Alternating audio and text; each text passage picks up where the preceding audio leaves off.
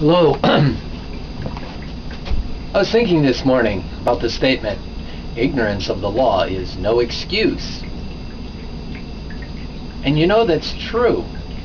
We can actually test that. If you don't know that surface is hot or cold, and you put your finger on it, if it's really burning hot, it's not going to stop the laws of nature from frying your finger. Or, if you don't understand that a warm tongue on a cold iron outside in the winter is going to adhere to it, your ignorance does not stop the laws of nature from working. And police and judges, they use those same comments. They say, well, ignorance of the law is no excuse. You did this and the law says that, and therefore we're going to penalize you this. But, in the case of man's laws, we're going to be a little gracious, we're going to be a little kind, and we're not going to give you the severest application of the law. On the other hand, when scientists are studying, and I remember watching a show on the making of the A-bomb, and I forget where it was at, and the scientists had out all this uranium, right? And they didn't understand everything there was to know about uranium at the time, and the person made a mistake. They dropped all these piles of uranium, and they hit just at the perfect way and released all this radiation, and this scientist was dead within, I think, a week from radiation poisoning. In effect, it was like a small nuclear bomb. They were releasing all the energy because, they had hit it right. But, they didn't know. But, the laws of nature being what they are, doesn't matter if you don't know. The laws of nature are going to have an effect. You jump off of a high building. Hey, if you're ignorant, you don't realize how high you're up, and you come crashing down, well, things will break, or you might die. I was reading I got to thinking about this too, because I was a juror a little while ago. So I got this publication, this Citizens Rules book, the Juror Handbook. That's because I was a juror a little while ago, and the guy in charge out there says, well, they have a film, and it says, the judge will tell you what laws apply and how they should be applied. And I'm like, wow, that's really kind of different compared to this book that I read. It's about jurors' rights, being a citizen. Bill of Rights, Jury's Handbook. It's by Paper House Publications. The jury has the right to judge both the law as well as the facts in controversy. John Jay, First Chief Justice, U.S. Supreme Court, 1789. The jury has the right to determine both law and facts. Samuel Chase, U.S. Supreme Court Justice, 1796, signer of the Declaration. The jury has the power to bring a verdict in the teeth of both law and fact. Oliver Wendell Holmes, U.S. Supreme Court Justice, 1902. So when I heard young people today telling me about how the teachers today tell them what to think, I'm like, they're doing the same thing to the juries in the court. The guys who are running the courts are doing that. And then I was reminded, I've got a book here. It's a history book from 1904. They write about history and the facts completely different than the history books I've read today.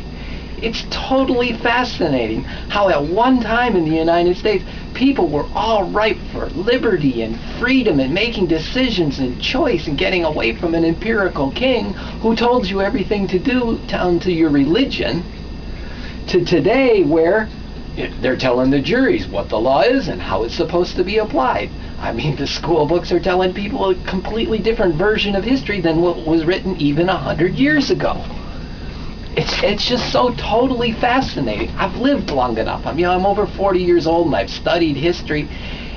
And you can get some of this stuff on YouTube, and you can get it in the old history books. But you listen to the media, you listen to what's coming out of teachers' mouths today and stuff like that. It's so totally different than what it was 100 years ago or 200 years ago. And the intent of what the law said. Like the United States, the Declaration of Independence. It's based on the laws of nature and of nature's God. That's what the original founders thought of. And they rested on divine providence. They were talking about owning their own land, the freedom to pick whatever religion that you wanted to and not have a state-imposed religion that was supported by state taxes. You know, they weren't excluding all religion. They were just, I want my belief system, and I don't want your belief system to be forced on me. I was reading in this history book, 1904. It's School History of the United States. And it was talking about rent day, the day the servants and the slaves all paid rent to the landowner. And it goes, farther away lay the gardens and the orchards, and sometimes extending down to the Hudson. Nearby stood the great barns where the grain was stored and where horses and cattle found comfortable quarters. Nearer still, the plainer houses of the white and black servants belonging to the patron. How like the estates of some European lords all this appeared. But when I first read history books, they didn't talk about both black and white slaves or servants. It goes on here in another spot where it says, dozens of servants, white and black, hastened to and fro, waiting upon the people who ate and drank and made merry. It's fascinating when you open up these old books and you read how people 100 years ago or 200 years ago spoke, I got a timer there, about history. It's fascinating. Here's another thing. Among the early colonies, Rhode Island and Maryland set the example of religious tolerance, while later ones, like the Quaker colonies and Georgia, either allowed religious freedom or treated other religious sects kindly. See, most of the people back then were really religious.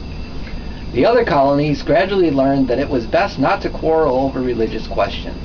It turned out well for America that she tolerated many sects, for it not only prevented the state church from being set up and supported by taxation, but it also induced people of all sorts of beliefs to come to this country. Tolerance became the rule in America.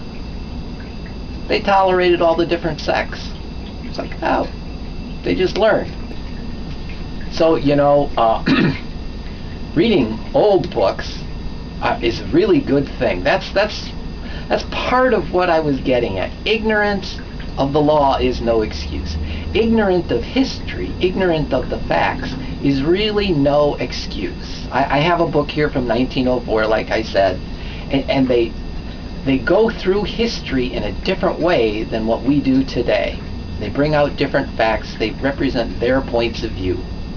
I read a book from World War II.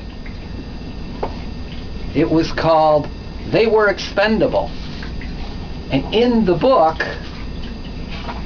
the author says, on the way back here last week, he's stopping at Pearl Harbor, I had a few hours in Honolulu, and the boys here were still talking about how they had been surprised on December 7th. I don't know why they should have been surprised, because they got the same warnings we did in Manila, that war was maybe days away, perhaps even only hours away. The only thing that surprised us, it was Pearl Harbor that got it first attacked, not us. That was somebody who was around, commander of a PT boat, who actually helped save MacArthur. That was his view of the surprise attack in World War II. See? Read books from people who were alive at that time. It's fascinating. You're more knowledgeable, you understand things, and like I said about the history books, or the law books, you understand the laws that are governing our land. It's very good to know the facts and know the laws and know the context in which things were written, because ignorance is a bad thing, and ignorance of the law can get you in trouble. It happens to guys with PhDs. It happens to the guy who doesn't know anything, who's just walking along and can't tell that that's a tsunami coming. Ignorance can get you killed. Knowledge, understanding, wisdom, that can save your life, and not just your life but others. So go read old books. Read really old books. Oh, I got a Bible too. That's a really, really old book. And if you can read it in the Hebrew and Greek, many passages have a slightly or a deeper understanding than what you get in our modern books. And it helps to know Hebrew and Greek and Aramaic. But you can pick up dictionaries and get some of that too. So read old books. And if you can't read old books, go talk to old people. They're walking libraries. I mean, when I start at some companies, I'll go find the oldest employees around to get the history of, how things really were, how the company really operates. I've talked to old war veterans, and they tell you about, well, this is what was really happening here before. So if you can't get old books, at least find old people. I had grandparents and their friends, and it was great to listen to how they experienced history. And it's not all written in the books. My mom gave me a book of Abraham Lincoln. It was written during the time Abraham Lincoln was alive. It's different than the articles you read on the web of somebody who's reading somebody else's stuff. So it is the same with old people. I talked to war veterans. I read some historical accounts, and then I talked to people who were actually there. And they give you a completely different insight into what happened. And the authors can't cover everything. And many times the authors aren't first person. So read old books or talk to old people. At least get first person accounts as you can. But it's good to read old books. And it's good to talk to old people, because ignorance is not a good thing. And ignorance of the law can get you killed. Or they'll at least deprive you of your rights and enslave you, either way. Slavery is kind of like a form of